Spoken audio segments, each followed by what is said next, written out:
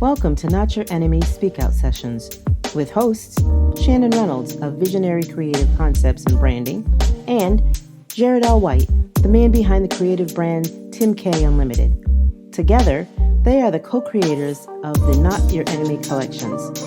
The Not Your Enemy Speak Out Sessions are a forum to continue conversations amongst Black artists, creatives, and cultivators. We are excited for you to join our conversation. This is Not Your Enemy Speak Out Sessions.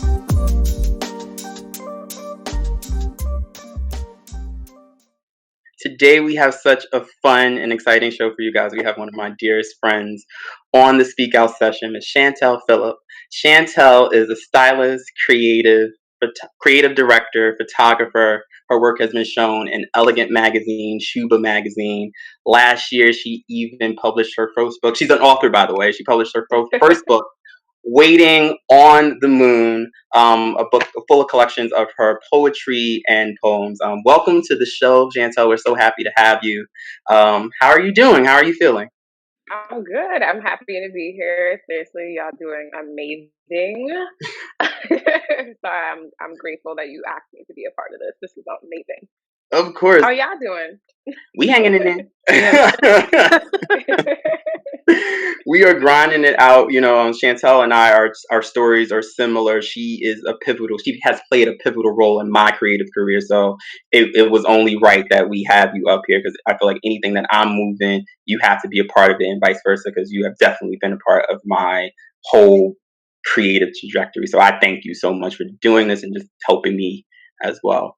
Well, the purpose of the Speak Out session is to really bring Black creatives together and just talk about how and share our stories so we can uplift one another, because that's something that we feel is missing. The good, the bad, and the ugly. And this is what we wanted to create a platform to allow Black creators to do that. So we wanted to start off by asking, how has the current social climate affected your art? Well, in the beginning, I guess the pandemic phase one, I have to go in different phases because after the murder of George Floyd, I kind of was like this. Like it wasn't a good space for me mentally, or just my creative block like kind of like shut down. Like I just shut down completely. It was not until I want to say maybe July or August where I realized I have to get out this rut and kind of sort of like force yourself to get back to the swing of things, because I just kind of felt like no one cared about me, if that makes sense. Like it was like but I know people care about me, but it's more of like the world doesn't care about me, and I kind of took everything personally, and what was the point of this? And then I kind of had to pull myself out of it, so to speak, in order to be like, okay, well, I'm here and my work is my purpose, and I need to continue to do this. So that's what kind of happened. And thank God I have other photographer friends that help me, and we talk to each other. I'm part of another group called the Visual Crystalists, where it's a group of women photographers who we share ideas and collaborate with each other all the time. So I look to them to kind of help me through it and just talk to them about what's going on. And they also have the same exact issue. So it wasn't, I guess it was most creatives that I spoke to, they were kind of like shut down. Like we shut down. Yeah. And how I didn't feel seen, if that makes sense. No, that means like I didn't feel seen. No, I think that's we all want to be seen and heard. That's just the purpose of just being a human being in general. I just want you spoke about your collective that you're part of. How important is it to have that group of people for you to make sure that you are being seen and heard, and make sure your work? How important is that? Can you speak to that a little bit? Yeah, I joined the Visual Chrysalis last year, and I realized that my career kind of like got even better because I had people that looked like me, that I could communicate with if I had a question, or just like to talk about anything, you know what I mean? And just to come together and kick it and do group projects together and learn from each other. And if I ever had a question, they would be there for me. They supplied us with different opportunities and stuff like that. So I think it's of value for, especially as a female Black photographer, to find other female photographers and other female Black photographers and just like dive in to understanding the industry is very heavily male dominated.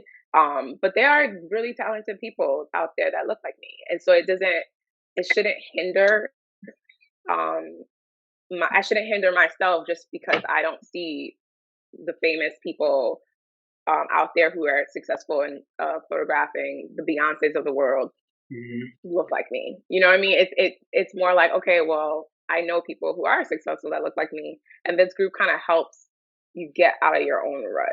If that makes it's just helpful to have a support system, and it's not always about photos and being creative. It's sometimes just about like, let's create a vision board and get together and drink wine and just, kiki and just be open and happy. You know what I mean? It's a safe space. Totally. It's like a sense of community, right?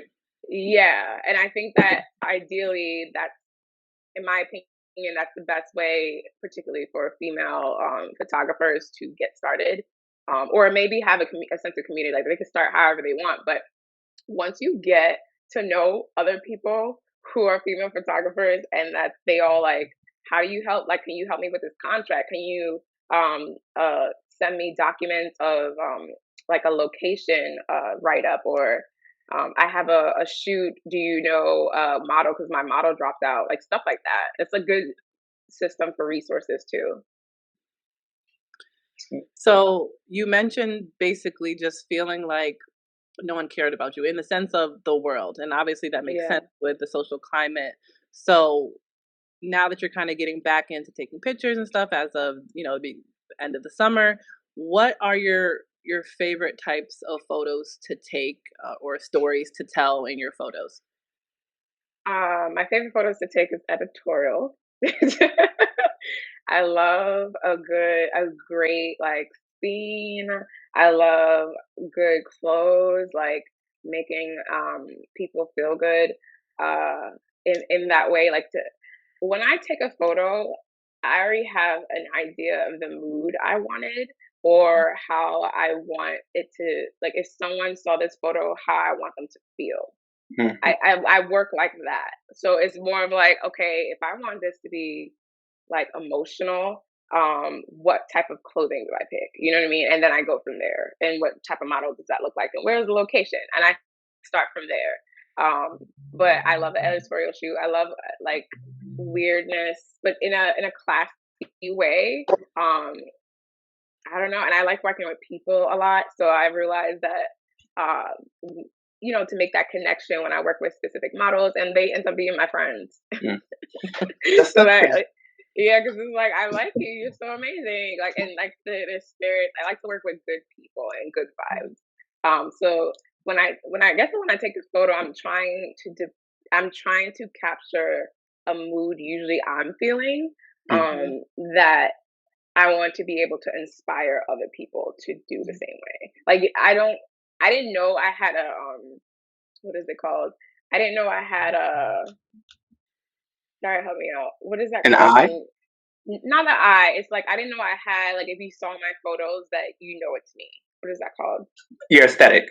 Yeah, like I didn't know I had that. I just kept on doing it over and over again because my same thought process was like, I want people to feel like this when they see my picture. And then I kept on doing that. And then now all my photos kind of sort of look the same. Not the same, but like they have the same feel. You have your own aesthetic, and you've always, in my opinion, you've always had that, because you were taking pictures of us whenever we did anything, and I can see your eye, and I can saw like, oh, you really got that shot. And I think what's so great is that you're telling stories from an honest place. Is that always your goal, to tell an honest story, or are you focusing on the task at hand, or are you just focusing on the editorial show, or are you just really focused on just telling an honest story? I think I'm focused on telling how I feel.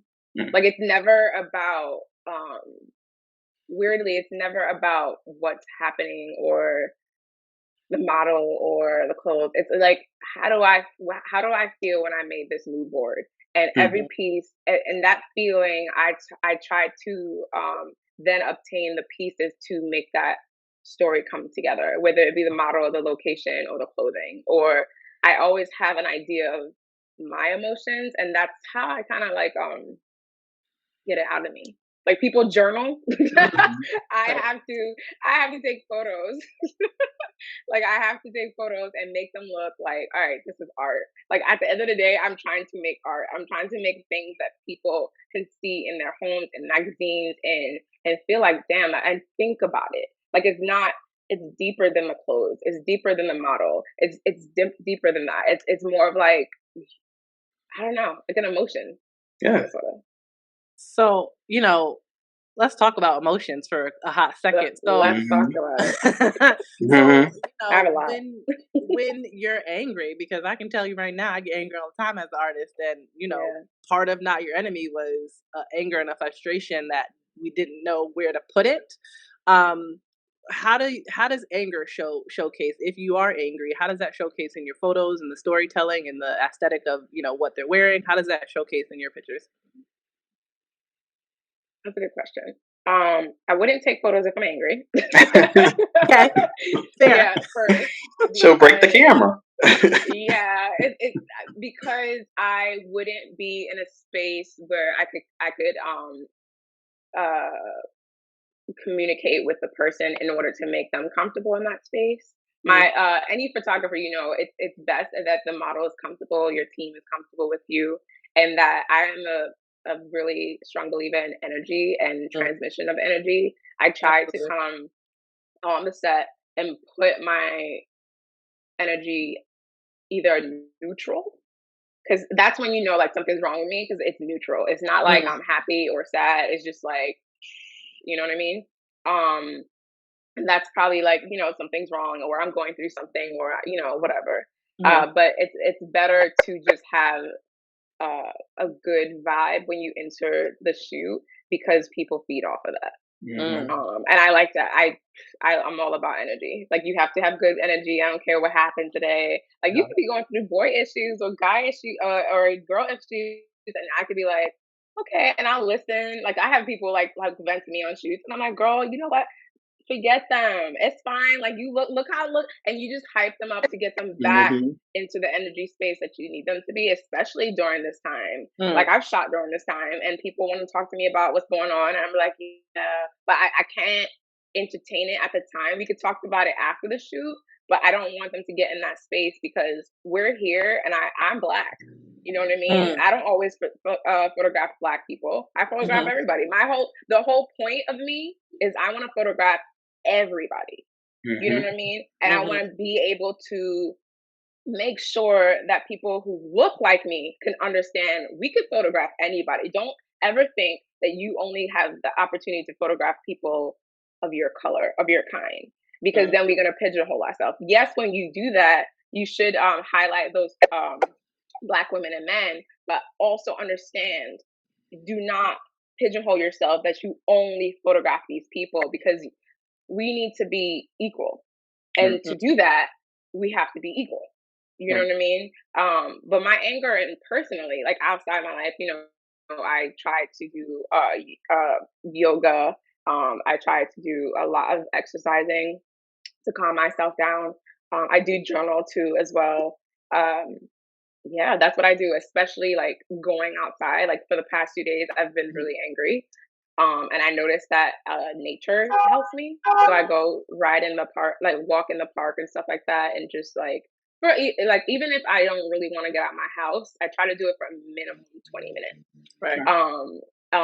So I have to you have to self-love. Like you have to know that you can't get in this rut. You have to give yourself, all right, Shani, you have this amount of time to be sad. You have this amount of time to be angry at the world. And what are you going to do about that? And then I go for a walk, or sometimes it may look like a glass of wine. Sometimes it may look like ice cream. But most times the best way I feel better is usually yoga or walking outside, or some sort of exercising. It helps me release the energy. That's just such great advice because you know me, I go through my emotions as well. We're kind of similar with that path. How did you find your inspiration when you do those moments, when you have those 20 minutes outside, when you're, you know, doing your walk, when you're doing your yoga? Do you tap into something where you're like, oh, this is the next idea that I want for a shoot? Is that usually how your process works? Um, my inspiration comes from different places, but the walks kind of help me because I walk in like I live in Jersey, so I Shout walk out to in Jerry. like the park I walk in has a neighborhood garden where you could buy plots of land and random people just like you can plant whatever you want. And I realized most of the plots of land that people purchase, like while I'm walking through the park, are sunflowers, and sunflowers are my favorite flowers. Um, so lately I've been realizing that I do get inspiration. Like I'm drawn to that area of the park. This is a huge park, but I always want to walk over there to see the sunflowers. They're dead now, but even in the death of them, I never saw dead sunflowers in a field.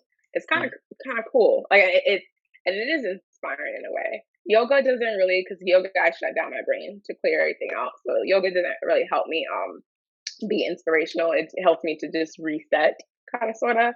But the walks in the park definitely help out. But mostly my inspiration comes from maybe seeing my favorite photographers do stuff, talking to people usually, or how can I elevate my own self or elevate my work, and what does that look like? And what steps can I take now to do that? I really want to work on projects that are mean a lot to me. Like I said, like I work particularly when it comes to my own feelings. You know what I mean? So if I'm feeling a type of way and I need to figure out, well, what does that look like, and kind of create images in my head that then I could pull a mood board from, and I pull different photos on Pinterest or through magazines. I'm like, okay, this is the vibe I'm going for. I had a vibe for the whole entire 2020 before 2020 started. I said to myself, these are the types of pictures and images you will capture for the rest of the year to elevate yourself, and then I did. That's what's up. So, thinking about everything you said and just kind of how the steps you take in order to prepare for a photo shoot and then to reground yourself and get your emotions right. What are what's a piece of advice you can give, a creator that's just starting out? Definitely just be themselves. Number one, be yourself. Be respectful, but be yourself. Definitely connect with other photographers who can give you advice.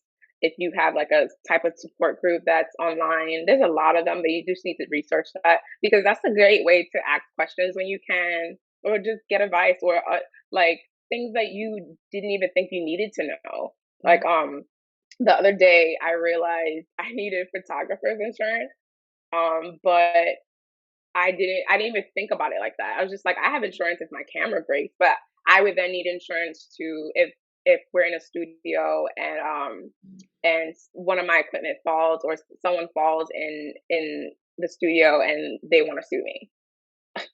Didn't know I needed that. But talking to another photographer, they recommended it, and they've been in the business for 25 years. How would I like? It's how would anyone starting out would have known that? And there's a certain point that you get to your career that you like, okay, yes, I do need this. So I'm at that point where I'm like, okay, if I want to move forward, I think it's to help me and benefit me. I think I need to follow these steps in order to make sure everybody's safe. But yeah, I think finding your support group is the number one thing. If you don't find anyone, just try to like DM your favorite photographer. I DM'd a lot of people. They're very responsive, and they love to help you. Sign up for classes online, especially in the virtual world. There's a lot of free classes now that is available to everybody. Um, and just do your own thing, find your own thing, shoot whatever you want. If it's specifically a photographer, I'm talking about, shoot whatever you want, and then find out what is your favorite. Because it took me a while to find out what my favorite was. And YouTube. Chantel got me hit to YouTube. She was like, everything is on YouTube, Oh Jared. Figure it out. every single thing. I didn't go to school for photography. I wanted to go to school for photography, but that's another story for another day. I'm a Caribbean American, so you already know. I can't go to school for photography. It's art. Are there any projects that's coming up that you want to highlight that we can get any sneak peeks on? Any like latest shoots that you've done? Any latest like editorial that we can look forward to? Yes. I actually just shot an editorial with two beautiful Black models. It's kind of like a fairy tale-esque shoot. It's fairy tale meets editorial. And I actually collaborated with another one of my friends who's a female photographer, Black female photographer, named Michelle. And she came out here, and we had a whole team set up in Jersey at this castle. Apparently, Jersey has a lot of castles. Like, I did not know that, and so I had to like scout locations, which is pretty dope. Sounds like something for Timothy. Right? It's so cool, and you don't have to pay anything. You literally just go on the grounds. It's free, and it's a castle. So we went to the castle. We took some photos. We did the thing. We did the damn thing, and yes, that's what you want to look out for. That particular project, I'm also trying to feed into maybe the next 6 months, like a series, just to go through like how I'm able to process what's happening with everything, especially after the election. I think I'm gonna wait till after the election to see how I feel, and then start to mood board what artistically that looks like, and then start getting models and getting those situations. Shannon and I have been saying the same thing about the things that we're working on. Like, let's see what happens with this election. Like, we've been planning around the election because we feel like that's going to stir a lot of emotions up at that point. Yeah, regardless of who wins, it will guarantee there will be emotions all over the place. And I particularly don't think if Trump loses, he's not going to leave. Which that's then it would be stuck in the legal system and stuff like that. Actually, I was talking to my friend about that, and it's something that never happened. So it's not like he can't do it. It's like it never happened before. So there's no law or rule in place because they didn't need this law or rule. So he might play us. He will. He might play us. So be prepared for that type of emotion too, like that anger of us winning and then not really winning because now everything's stuck in the court system. And which my friend is like way into all this stuff, but he was mentioning like, the reason why he really wants the Supreme Court justice to be on his side, because if it does get to that point, then that person, once it goes to court, it goes to Supreme Court. So that person will be on his side and then would get the win again.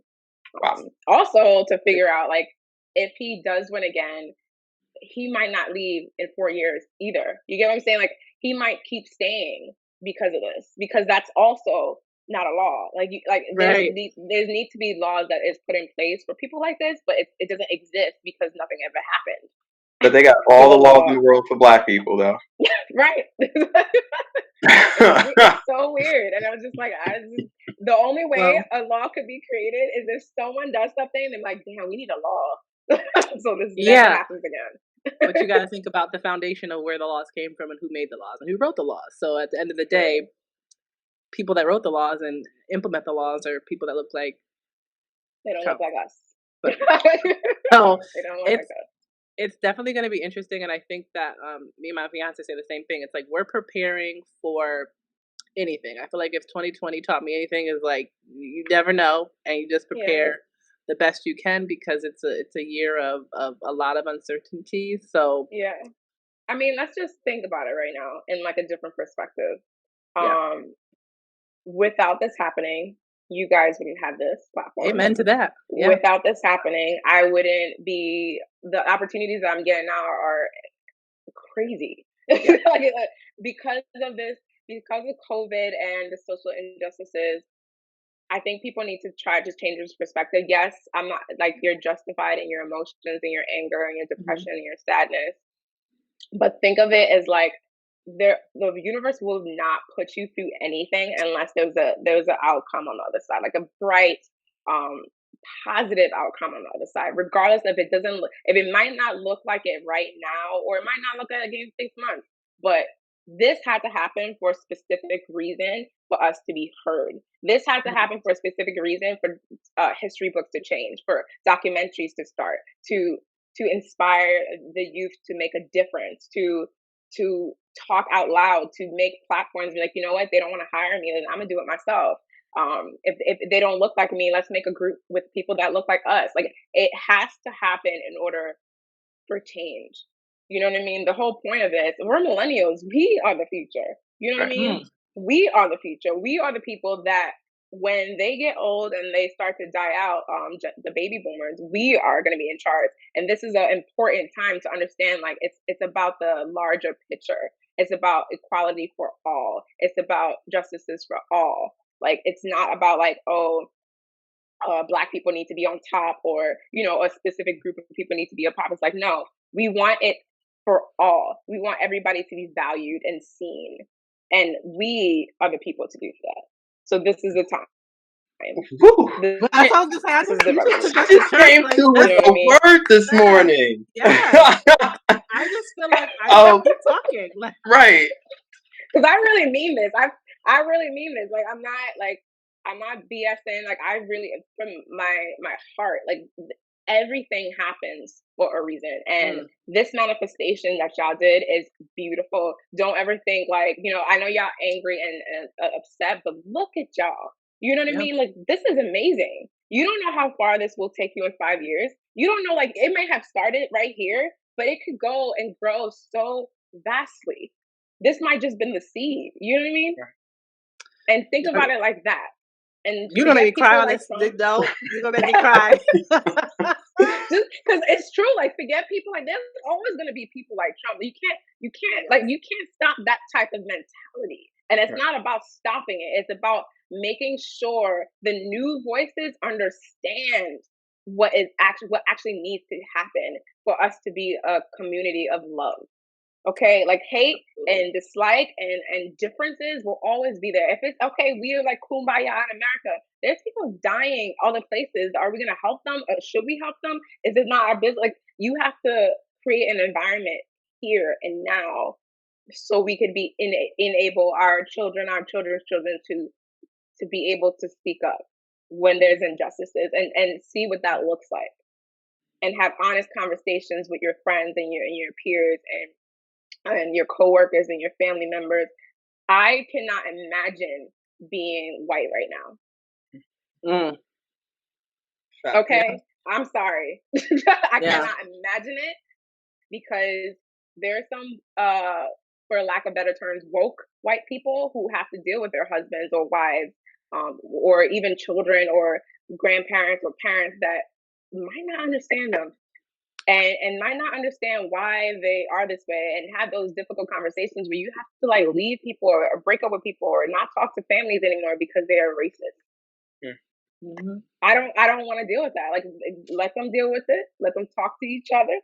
Let them work it out. It's not our place to help them. It's them help. They need. These are uncomfortable conversations that needed to be had, and it's amazing and it's beautiful, because that is how we evoke change in everyone.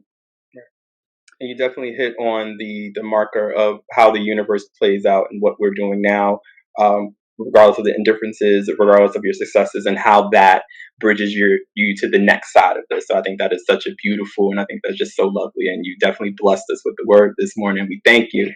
Where can people find you, Chantel? Like, where can they find you? What is the Instagram handle? What is the Twitter? I don't know if you got the Twitter, but where can people? You ain't got the Twitter. Okay, so what is your website, and where can people find you? www.bychantel.com. That's my website. And Photos by Chantel is my Instagram. Chantel spelled CHANTEL. Okay. And I love to see it. I love to see y'all. You are beautiful people. I'm so appreciative, to be honest. What is next for y'all? What's going on? Like, I want to know the tea. Oh, you want to know the tea? Oh, she wants to good. We have some stuff coming. We're not announcing it just yet. Yeah. But we have something coming really, really soon. We have a big announcement coming up shortly on a really special day. I don't know what that day is, but I don't know either. But we don't know what that day is coming up. Oh, is it your birthday? Such a Lena, I love it. So we will be announcing some really amazing things. Shannon and I have been working on some really cool stuff for you guys, and we can't wait for you guys to see it. I think that we definitely have pushed our aesthetic really forward, and I'm so proud of Shannon. So yeah, we got some stuff coming. Anything you want to add, Shannon, to that though? Like I know you. I mean, first of all, today's just great. I'm on cloud 9. This is a great interview because I feel like you just like encompassed everything that Not Your Enemy was supposed to be and the conversations that we're trying to have. And so I'm just excited. We definitely do have some stuff going on. We do have some big things coming. I'm gonna talk to you offline about your book because Shannon got a book that I've been sitting on. So I'm gonna talk to you about that offline. All exciting things. I think you're right that 2020 has been an interesting year, but it's been a year that a lot of dreams have kind of come into fruition because people have time, people have, renewed energy to kind of do and be better. So I'm excited, and this is great. Perfect. Well, we thank you again for chatting with us. Thank you all for joining us. This is another episode of the Not Your Enemy Speak Out session. I'm Jared. I'm Shannon. And this is the lovely Chantel, and we'll see you guys next time. Bye. Thank you for listening to another episode of the Not Your Enemy Speak Out sessions. Be sure to follow us on Instagram at VisionaryCCB and Who is Tim K. Interested in purchasing apparel? Visit visionaryccbstore.com. Until next time, step out, step in, and step up.